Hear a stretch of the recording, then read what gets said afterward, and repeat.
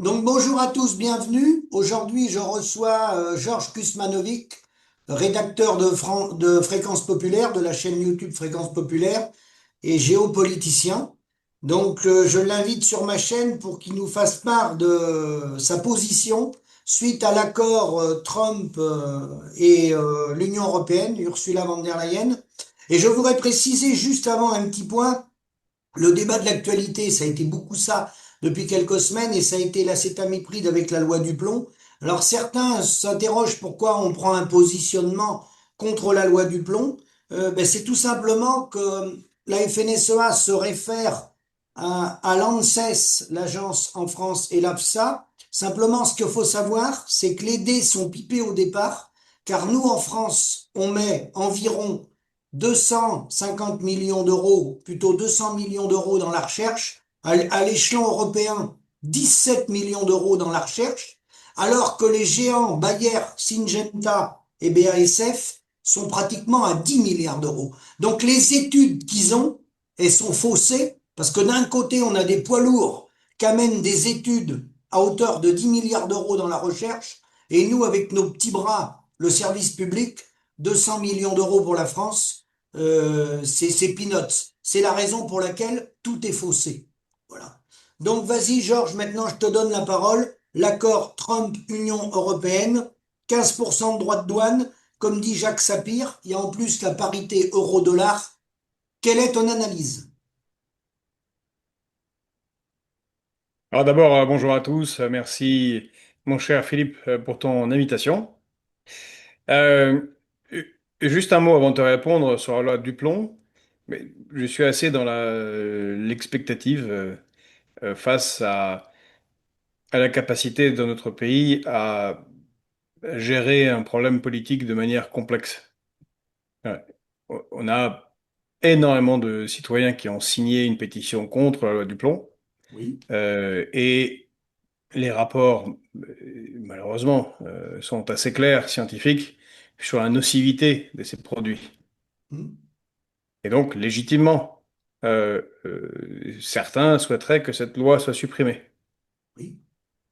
Et puis c'est tout. Hmm. Ne se rendant pas compte, car beaucoup d'entre eux qui sont contre cette loi, qui ont signé les pétitions, sont aussi des européistes convaincus, des macronistes, des verts, des écolos. Or, ils ont construit une Union européenne totalement ouverte aux quatre vents de la mondialisation, sans aucune politique protectionniste. Et donc, le fait de supprimer, enfin, de ne pas utiliser certains pesticides et produits phytosanitaires en France, bah, c'est une bonne chose. Mais en fait, ça sert à rien si dans les supermarchés, on trouve les mêmes produits, mais produits ailleurs et produits pour moins cher, euh, tout autant infestés de ces pesticides. Donc, c'est un petit peu absurde. Bien sûr. Hmm. Et ça fait le lien avec la question que tu poses sur l'accord entre von der Leyen et Donald Trump, Voilà. qui entre en vigueur cette semaine, Oui. très concrètement. Bon.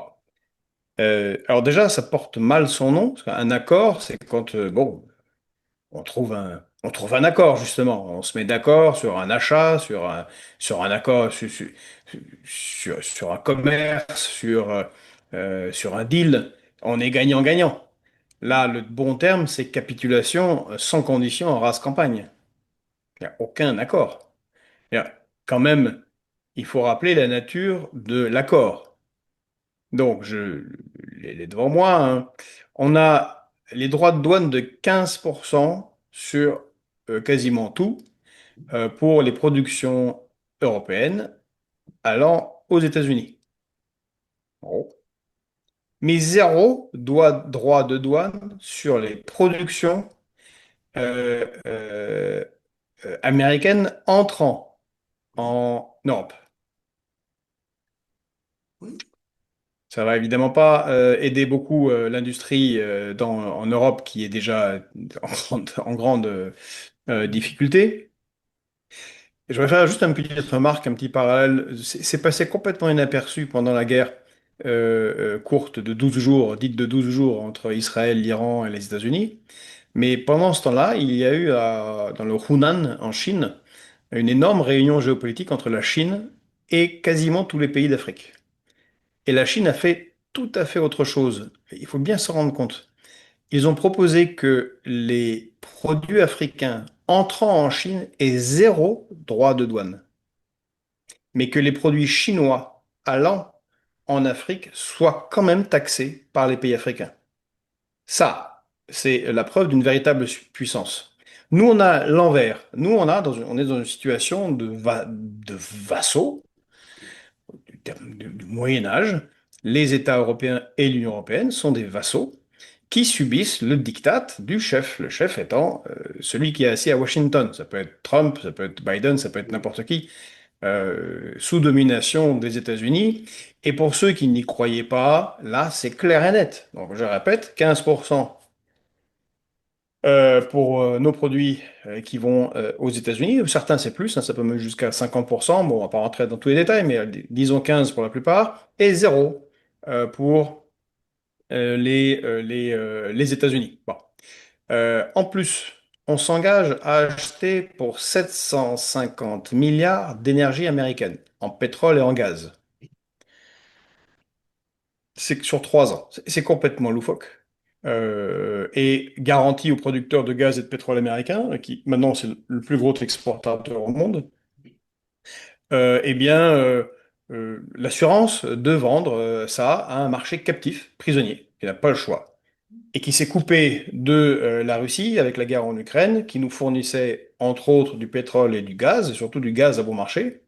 Et là, on achète un gaz très très cher, puisque c'est un gaz de roche-mère euh, qu'il faut liquéfier, mettre sur des méthaniers, regazéifier quand ça arrive dans des ports méthaniers. Enfin bon, coûte une fortune.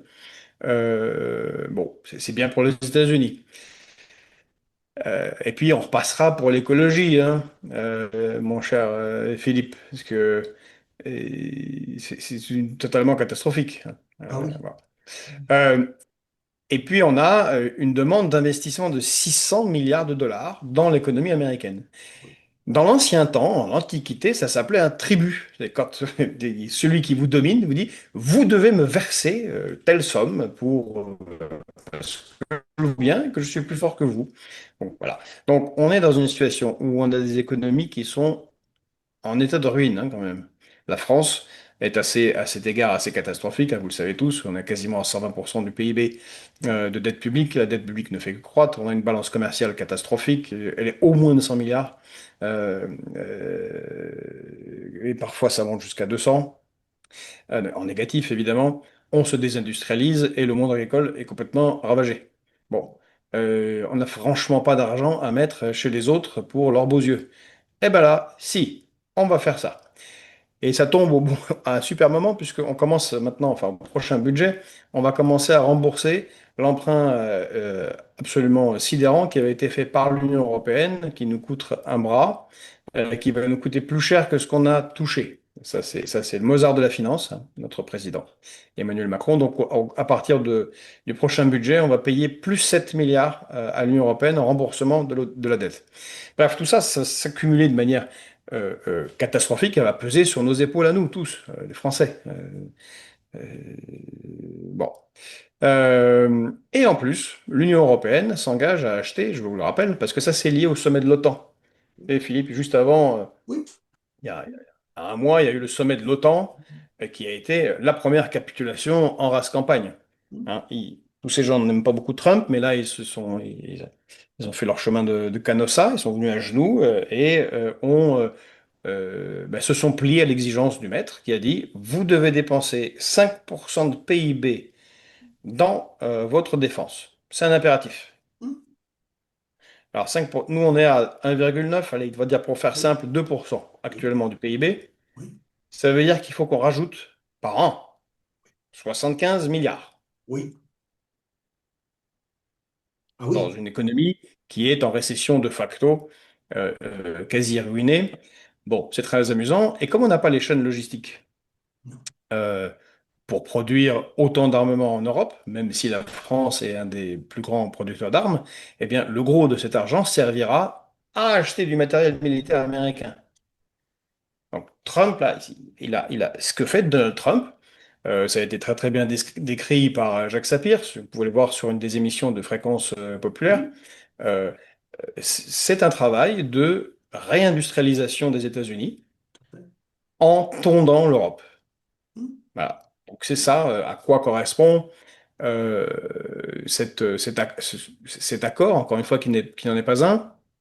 Trump a qualifié ça de plus grand accord jamais conclu. Alors, il est dans l'emphase verbale, le Donald Trump, mais du point de vue américain, ah oui, c'est un accord extraordinaire.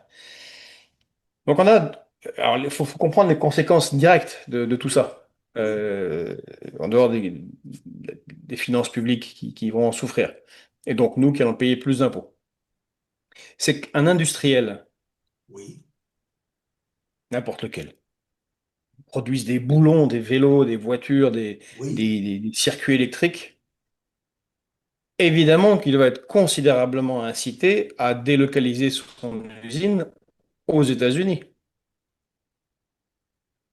puisqu'il ne pourra pas vendre à plus 15%, plus le surcoût de l'énergie. Car comme l'ont dit plusieurs patrons français qui sont passés en commission d'enquête à l'Assemblée nationale ou au Sénat, je oui, pense par exemple au PDG de Michelin qui a licencié 1200 personnes oui, l'année dernière. oui, Alors, on va pas le plaindre, mais ses propos ont été assez clairs. Il a dit, mais l'énergie, c'est extrêmement important dans le coût d'un pneu. oui, Ça coûte 3 fois moins cher aux États-Unis. oui, Et c'est pas moi qui ai décidé les lois ubuesques européennes de fixation des coûts de l'énergie sur le gaz pour favoriser les Allemands qui ne supportent pas que la France ait un petit avantage comparatif sur eux avec notre nucléaire qu'ils ne cessent de s'aborder. Eh bien donc, qu'est-ce qu'a fait Monsieur Michelin, enfin le PDG de Michelin plutôt? Il a ouvert une usine à Détroit. BASF, les chimistes allemands. oui, L'industrie chimique repose sur du gaz. Alors, ils vont pas produire. Vous comprenez que s'ils restent en Europe, ils sont ruinés par rapport aux entreprises, je sais pas, américaines, chinoises, russes, oui, qui elles produisent avec du gaz et de l'énergie moins chère. Donc ils vont voilà, délocaliser. Et en plus de tout ça, mais maintenant c'est 15%, et en plus de tout ça, eh bien c'était J.D. Vance qui était venu oui, oui, en janvier au Forum de sécurité de Munich. c'est ça. euh, et qui, bon, avait un peu choqué les Européens, mais on en a moins parlé. Il était venu avec un carnet enfin, avec un petit carnet pour les industriels en disant, écoutez, si vous venez chez nous, bon, déjà l'énergie sera moins chère, puis de toute façon après il y aura des taxes, mais en plus on vous fait des réductions d'impôts. Ouais, Ah, c'est QFD. C'est des chaînes de Volkswagen qui partent, ce sont des chaînes de Mercedes. Donc je disais BASF, bref, énormément d'entreprises sont déjà parties, sont en voie d'installation. Donc ça va aggraver le processus.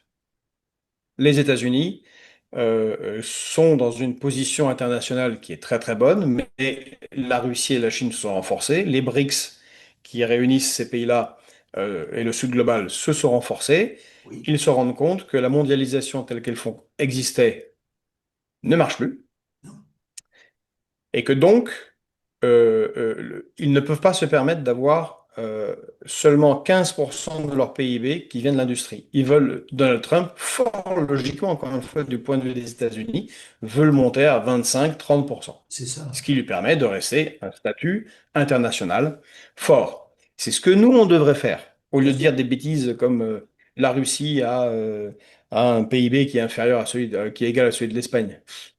Absurdité. La Russie, c'est 30% de son PIB, c'est l'industrie. Donc c'est pour ça qu'elle arrive à tenir tête en production de munitions et d'armement à l'ensemble des pays de l'OTAN. Nous, en France, c'est 9%. Donc c'est bien le tourisme, c'est bien les services, mais il faut d'abord casser sa croûte. Donc ça serait bien que l'agriculture aille mieux. Et puis après, il faut produire des choses réelles. Sinon, on dépense beaucoup d'argent à acheter des choses que font les autres. C'est notre situation. Donc nous aussi, on devrait réindustrialiser. Mais non, on va aider les États-Unis sur notre dos.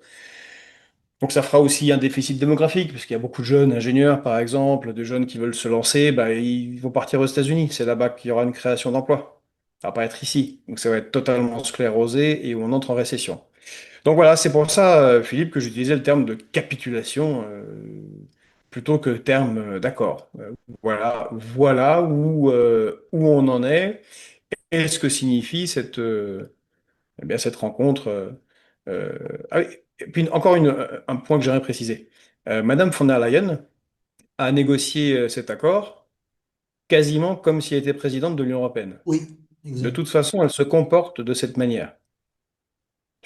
Soit bien clair, c'est pas notre, qu'on l'aime ou qu'on l'aime pas, c'est pas notre président, ni son gouvernement. Emmanuel Macron qui est allé négocier. Des choses qui ont des conséquences colossales, comme je viens de vous le dire, pour notre pays, pour nous. C'est quelqu'un d'autre, une Allemande, qui est installée à Bruxelles, dont l'emploi est d'être président de la Commission européenne, c'est-à-dire chef de l'ensemble des fonctionnaires de l'Union européenne. Elle n'est pas Oui. du tout présidente de l'Union européenne. Non. Mais on a une extension des pouvoirs de la Commission européenne, d'ailleurs qui a été demandée par le Parlement européen en novembre 2023. Tu avais co-signé, Philippe, une pétition, enfin plutôt pas une pétition, mais une, une tribune qu'on avait fait signer à Arnaud Montebourg, à Nicolas Dupont-Aignan, à Michel Onfray, à Jacques Sapir, enfin bon, des anciens ministres qui avaient soutenu ensuite Chevènement, où on disait on ne peut pas étendre infiniment les pouvoirs de la Commission européenne. Au moins, ça doit passer devant le peuple pour qu'il y ait référendum. Mais Oui. ce qui se passe en ce moment, et ça a malheureusement d'ailleurs été voté en France le 29 novembre 2023, eh bien, c'est nos députés ont voté une capitulation en ligne puisqu'ils ont accepté les demandes du Parlement européen. Alors, ce n'est pas une loi, mais c'est quand même un vote étendant les pouvoirs régaliens de défense et sur les questions internationales de la Commission européenne. Donc même si c'est toujours pas le cas, il se comporte comme si de facto la France n'existait plus, l'Italie n'existait plus, mais existait une sorte de super État fédéral dont Madame von der Leyen est la présidente et qui est allée négocier pour tout le monde, enfin, c'est encore une fois capituler pour tout le monde à Washington.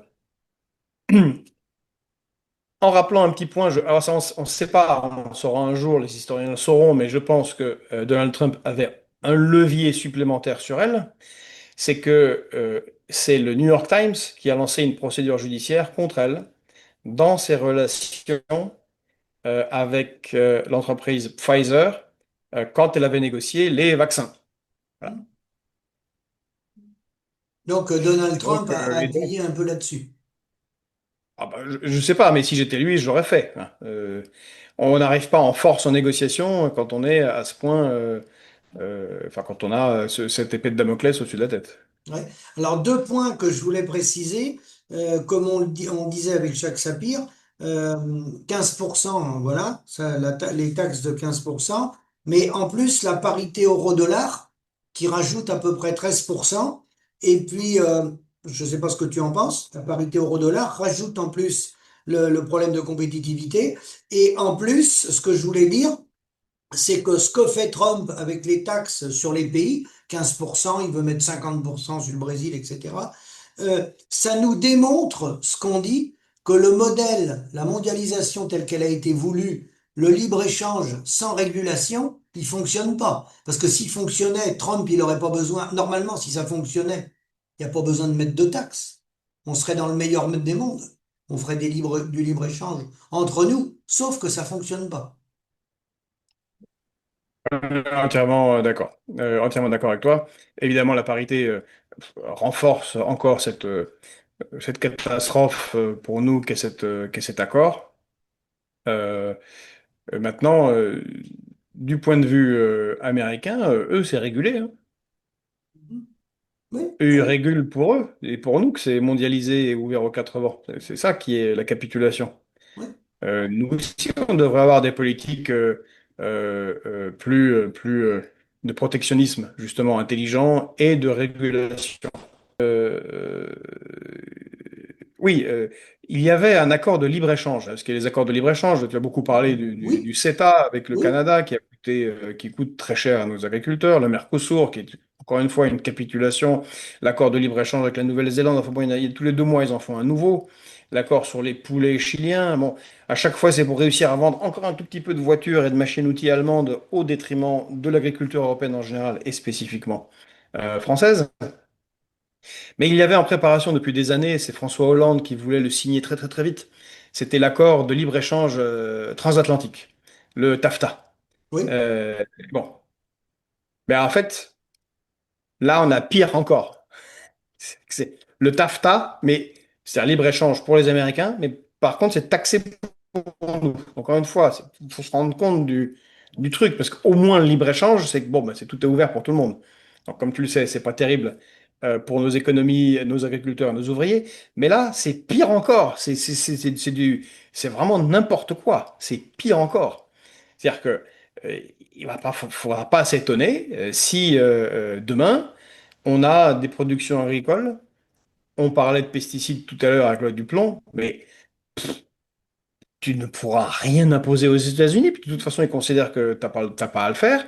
Donc, ils vont déverser produits beaucoup moins chers, sans taxation, tout un tas de produits. Alors, ce sera des produits industriels, mais aussi agricoles. oui, Et qu'est-ce qu'ils diront à Bruxelles et à Paris? Ben, ils feront rien. Ils diront, ah bah oui, merci mon bon maître, hein. Et puis, ce sera dans nos assiettes. Alors, c'est sympa. On aura peut-être fait sauter la loi du plomb. Mais enfin bon, si c'est pour manger du. Je vous invite à regarder un peu la production. Je crois que tu en as parlé pas mal, Philippe. La manière dont sont produits la viande et les céréales aux États-Unis, ça pique un peu, hein. J'ai lu deux ou trois livres sur ce sujet, sur la production de poulet euh, c'est littéralement infect. Je sais, euh, quand j'ai vécu aux États-Unis, ben, c'est une nourriture que tu sens qu'elle a. C'est pas un poulet normal. C'est pas un truc qui court dans la. Mais c'est non, produit en masse avec énormément d'intrants, de produits chimiques, d'antibiotiques, de tout et n'importe quoi. Bah, on va l'avoir. Voilà. si Donc, tu veux, la loi du plomb, si on veut aller jusqu'au bout, nos élus européens et au Parlement, français, italien, etc., il faut qu'ils interdisent les produits importés des pays qui ont utilisé l'acétamipride. Il faut qu'il aille jusqu'au bout. bah, évidemment, là, ça aurait du sens. Et c'est pour ça que je suis un peu choqué par ceux qui défendent la suppression de la loi du plomb, mais sans proposer ça en même temps. Puis il faut aller de pair. Évidemment, il faut dire, ah non, on enlève la loi du plomb parce que c'est pas bien pour ce qu'on va manger dans nos assiettes. Tout à fait. Et c'est pas bien pour la santé des agriculteurs. Ok, très bien. Mais on met un mur. Bah, la production qui est produite avec ça ne rentre pas en France, point. Tout à fait. Tout à Ou fait. alors on fait comme Donald Trump, on taxe à 300, 400%, au Oui, point que personne ne veut vendre. Bon, oui, évidemment. oui, oui. Voilà. Mais Sachant sinon, ça comme, passe. Sachant que, comme je disais, la base pour faire son choix, c'est que d'un côté, on a des grands groupes type Bayer et autres qui mettent, je te dis, 8 à 10 milliards dans la recherche. C'est eux qui fournissent les études aux agences, hein. Et en face, le public, nous, on a 200 millions d'euros. Les autres, il arrive à la... C'est comme un qui partirait à la course à la présidentielle. Il y en a un, il te met un chèque de 10 milliards pour faire la présidentielle, et l'autre, il te met un chèque de 200 millions d'euros. Celui qui a 200 millions d'euros, il va tout juste imprimer les bulletins de vote. L'autre, avec 10 milliards, il va louer toutes les salles, hein. Non, mais Exactement. c'est Voilà. pour ça que c'est faussé dès le départ quand on parle de ça. Et donc, C'est complètement là, faussé. toi, pour un peu avancer dans les contre-propositions, les propositions d'aujourd'hui concrètes, c'est dire non au fonctionnement de cette Union européenne, de mettre à bas ce fonctionnement de cette Union européenne telle qu'elle est là, Georges. T'es d'accord? Ah bah, clairement, oui. Mais ça va quand même être difficile de défendre maintenant que ce n'est pas une organisation soumise aux États-Unis. Parce qu'il faut quand même se rappeler ce que nous a vendu Emmanuel Macron depuis 2017. C'est la souveraineté européenne, Oui, l'Europe puissance. On va faire une armée, voilà, tu vois, qu'est-ce qu'on oui, va être très très forts tous ensemble. Mais non, on est plus pauvres. Ça oui, fonctionne pas. Toutes les économies européennes sont ouais, j'exagère toutes. Il y en a qui se vivotent un peu, mais allez, disons dans l'ensemble, ça va vraiment pas. Et certains sont dans un état catastrophique comme la France. Euh, on se désindustrialise massivement. Et en plus, on a une guerre dans les pattes en Ukraine. Donc bon, oui, franchement, c'est un échec total. Et c'est une organisation qui, euh, comme le disait le général de Gaulle, ne fait pas ce qu'elle promet. non. Elle promettait la paix, elle promettait la richesse, elle promettait euh, le bonheur. Bah, c'est l'inverse qu'on a. Et donc, bien évidemment, comme j'ai toujours dit, je suis pas pour le Frexit. Le Frexit, c'est sortir juste de ce truc. Ce qu'il faut, c'est détruire l'Union européenne. Il faut pas qu'elle soit là, que ça disparaisse, ce machin. Totalement. Et parce que on va pas être beaucoup avantagé d'être entouré par des gens qui sont dans une Union européenne telle qu'elle est. Donc il faut que l'Union européenne disparaisse. Et on doit repenser une nouvelle coopération Oui, entre Européens, parce qu'évidemment, on a quand même le même continent, la même histoire, on a plein de pays voisins. Bon, on échange principalement avec nos voisins, hein, c'est normal. Et donc de trouver de nouvelles formes d'accords. Pour le moment, le modèle qui, je pense, est intéressant, c'est celui qui a existé. C'était le traité de l'Élysée de 1963, oui, qu'avait voulu le général de Gaulle, qu'avait signé Konrad Adenauer, oui, et qui a été totalement perverti par les États-Unis qui ont fait pression sur le Bundestag. On va pas rentrer dans les détails, mais de Gaulle, ce qu'il voulait, c'était une Union européenne où chaque État conserve sa souveraineté en dernier ressort, tout à qui fait. peut dire non à ceci, oui à cela, en fonction de ses intérêts, ce qui C'est semble ça. un peu logique, hein, et de travailler sur des projets communs. Alors, il y a des choses qui marchent, comme Erasmus, que les étudiants étudient ici et là, comme le spatial, bon, ce genre de Oui, choses, c'est intéressant de travailler en commun. on est d'accord. Euh, et il disait précisément dans ce traité de l'Élysée qu'il faut qu'il n'y ait pas les États-Unis, qu'il n'y ait pas l'OTAN et qu'il n'y ait pas le GATT. Le GATT étant l'ancêtre de l'Organisation De mondiale du commerce, l'OMC. OMC. C'est-à-dire qu'il n'y ait pas la mondialisation telle qu'on la connaît, débridée et sans contrôle. Et on voit bien que ça, c'est un grand dirigeant, Bien sûr. de Gaulle. Et donc, sur pression des États-Unis, qui conduit, on voit bien, 37, 60 ans après, à l'accord de capitulation qu'a signé von der Leyen, en 1963, les États-Unis font pression sur le Bundestag allemand, l'Assemblée nationale allemande, pour qu'ils réintroduisent, devinez quoi, les États-Unis, Bien sûr. l'OTAN et la mondialisation par le GATT OMC. Bon, voilà. Donc, ce que disait le général de Gaulle à ce moment-là, ce que disaient les gens, il n'y a pas que de Gaulle, hein, à gauche, on avait Pierre Mendès France, qui avait Oui. absolument tout compris au moment du traité de Rome. D'ailleurs, je vous invite vraiment tous, hein, si vous avez le temps à un moment donné, à aller lire Oui, le discours de Pierre Mendès France et de le mettre en parallèle avec le discours de Seguin de 92. tout à fait. Mendès France, c'est en 57, Seguin, c'est 92. Entre les deux, il y a De Gaulle qui a dit les choses. Ça, c'est des grands dirigeants français qui Bien comprennent sûr. l'intérêt de la France et qui disent ce qui va se passer. Voilà, bon. Eh ben, on est exactement dans l'inverse. On est dans un pâté qui est une horreur administrative et normative qui coûte une fortune et qui sert à affaiblir le travail de l'Union européenne. C'est- L'objectif, le cœur, il y en a deux. C'est casser les États-nations, et à commencer par la France, et soumettre l'ensemble de l'Union européenne aux États-Unis. Voilà. C'est ça qu'ils font. Et malheureusement, jusqu'à maintenant, ils l'ont très bien fait. Il faut le rappeler quand même, avec la complicité de nos élites entre guillemets, dirigeantes, en particulier politiques, qui, de gauche, de droite, de centre-gauche, de centre-droit, de l'extrême centre, pâté, qui est au pouvoir depuis 40 ans, en gros, ne fait que ça. Et tout à fait en accord là-dessus. C'est pour ça qu'on a tellement de discussions sur des questions sociétales, parce qu'il faut qu'il y ait un petit peu d'opposition quelque part. Mais sur ces questions essentielles, c'est kiff kiff bourricot. Alors, certains diraient, mais pourquoi faire ça? Quel intérêt? Eh bien, parce que les tenants français des multinationales françaises ou qui participent à des multinationales étrangères, les 500 fortunes de France, eh bien, elles, dans toute cette période, se portent très très bien. Oui, bien sûr. De 1996, où elles ne contrôlaient que 11-12% du PIB de la France, elles en contrôlent maintenant 50%. Oui, 50%. Et ouais, j'arrondis, hein, c'est 48, bon. Oui, oui, Euh, oui. Oui. et, et en augmentation accélérée. Sur les 15 dernières années, dont 7 ans de présidence Emmanuel Macron, c'est x5 l'enrichissement. fois 5. Vous aviez 20 milliards, vous en avez 100. Bah, pour ces gens-là, tout marche très bien.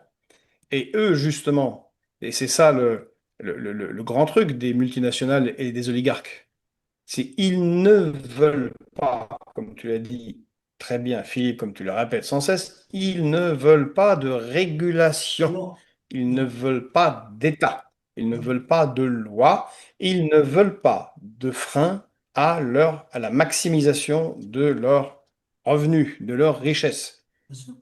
Et en ce sens-là, l'Union européenne et Emmanuel Macron ont très bien travaillé. Ils ne veulent pas de code de la Ils ont très route. bien travaillé.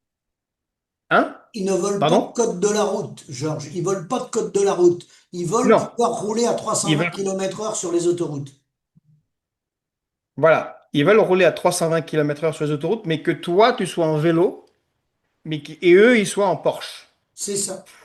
Voilà. C'est C'est ça. ça. Pas que tout le monde roule à 320 km/h. C'est eux, juste eux, eux. Et d'ailleurs, ils veulent pas que tu roules à plus de 30, toi. Ils veulent que tu Exact. sois bloqué par des impôts, par des normes, par des traités de libre-échange qui font que c'est complètement impossible de produire, enfin, de plus en plus dur de produire en France quoi que ce soit. Ah oui. Enfin, c'est l'épuisement. On a une métaphore pour rigoler, toi et moi, là, Philippe, mais c'est ça qui fait les suicides dans le monde agricole. Ah oui. La fin des exploitations, les gens qui n'arrivent pas à reprendre l'exploitation ou qui veulent plus reprendre l'exploitation familiale, ben, c'est la mort. Non. C'est la mort du monde agricole, Bien comme sûr. c'est la mort du monde industriel français. Voilà, c'est ça qu'ils font. Un pays, une Et ils en industrie. vivent très bien. Un pays, pour qu'il ait de l'industrie et qu'il soit puissant, comme le disait Loïc Le Floch-Prigent, qui travaille avec nous, faut une industrie forte, abondante et peu chère. Sinon, on peut pas tenir ni d'industrie ni d'agriculture. Et Bien après, il sûr. faut que notre monnaie, parce qu'il y a le problème de l'euro, l'union monétaire, il faut que notre monnaie, on puisse la dévaluer, la mettre en adéquation avec nos compétiteurs. Parce que là, on a une monnaie qui est Exactement. surévaluée en plus de ça. On a encore fait récemment, Jacques Sapir a encore récemment sur Fréquence Populaire fait le topo. Oui. Euh, c'est pas, c'est pas possible. Non. Tant qu'il n'y a pas de capacité d'action dans ce domaine de la monnaie, bon, voilà. Donc les solutions Il y a peu de existent. latitude d'action. Les solutions existent, tu les as mis en avant, hein, comme tu dis, c'est la destruction de ce modèle de l'Union européenne et de repartir, on peut démarrer avec de la coopération entre les États, avec les pays avec lesquels on a une entente et on a des intérêts, hein. Il faut qu'on reprenne en fait notre Oui. souveraineté. Il faut un pilote dans l'avion, comme on avait du temps du général de Gaulle, comme tu le dis avec le traité de l'Élysée. Et qui servent les intérêts de la France et de son peuple. Donc c'est pas un projet bolchevique, c'est pas un projet Non, révolutionnaire, c'est pas un projet fasciste. non, C'est revenir à un modèle de fonctionnement, bien sûr avec la modernité, mais oui, de l'État où ceux qui sont à la tête de l'État servent la France et les citoyens qui y habitent.